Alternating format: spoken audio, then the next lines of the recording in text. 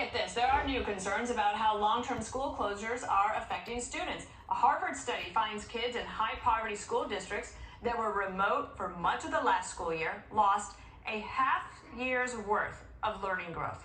Let's bring in Bill Bennett, former Secretary of Education and a Fox News contributor. Just want you to hear from Bill Gates. He talked about this stunning learning deficit. Watch here.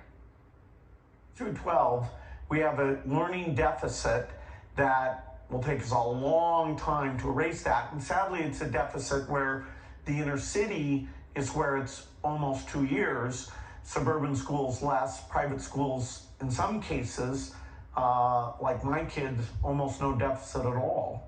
Okay, Mr. Secretary, your analysis on that?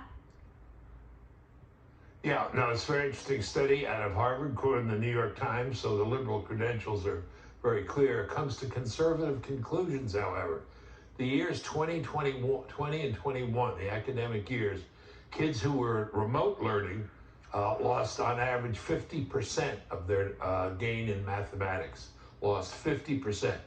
And the kids who were in school lost 20% because they weren't in school the whole time. Everybody was shut down for a while. But it was much better to be in class, in person, than learning remote. Second, the kids who were most affected are the kids in the high poverty.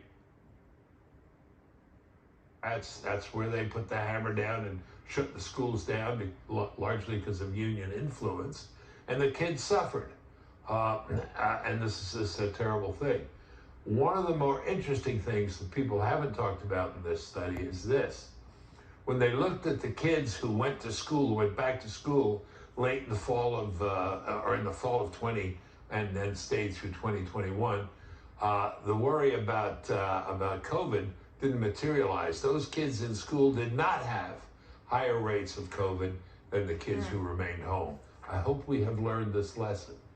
Let's just show everybody some of the visually what you were just describing. So call for number 2 is the learning loss in math. And so you can just see it goes way up like this for all schools. Right. But then in call for number 3, you see that poverty levels worsened, learning loss in math in particular. And then you can see what you were saying about the schools that were closed down. And you mentioned the union influence in high poverty areas. You see that they were closed 13 weeks compared to 8 weeks at other places.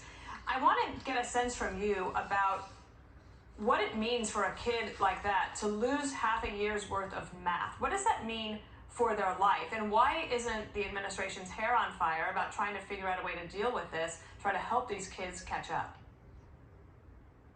That's a great question. And what about the parents' hair on fire in those communities saying these Democrats, these liberals have failed us yet again? High poverty kids losing 50% of their knowledge in math, very serious. How will they recover it? Not sure. Not sure they can recover it.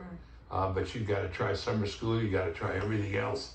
But this is what happens when you have bad policy and when you run in a panic situation. So let's remember it for the next COVID or whatever comes along. Yeah, kids are not carriers normally, and they're much safer in school, and they learn more. And of course, that also frees up their parents to do their jobs. Hope this lesson is learned. And if you're out there wondering about your kids, see if there is a summer program. There are some private organizations trying to do some good work in this area. Thank you so much, Mr. Secretary.